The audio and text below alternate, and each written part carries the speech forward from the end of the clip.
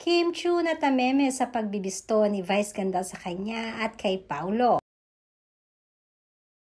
Napakasaya naman na naging ganap kanina sa It's Showtime. As usual ay aliw na naman sa kakulitan na Kim Chiu at Vice Ganda.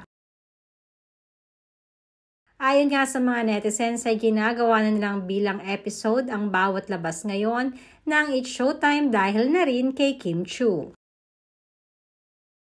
Madami kasi ang kinikilig pag nababanggit at napag-uusapan ang tungkol sa kanila ni Paolo Avellino. At kanina ay si Kim na naman ang mukhang napagtripan na meme Vice Ganda.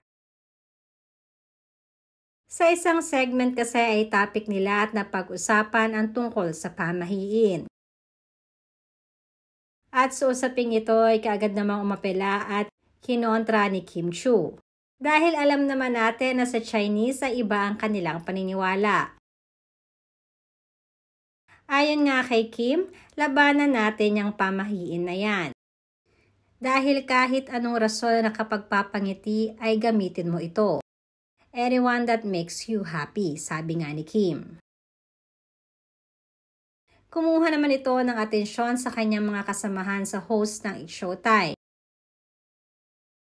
Puna kasi ng mga ito na mukhang si Paulo talaga ang nakakapagpasaya ngayon kay Kim Chiu.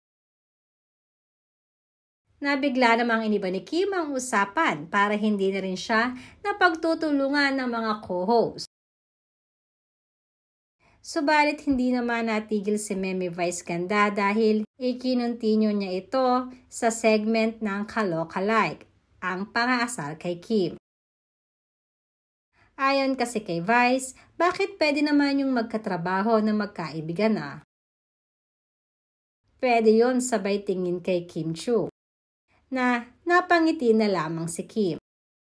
Tila mabilis namang nahulaan ng mga netizens kung sino ang totoong tinutukoy dito ni Vice Ganda.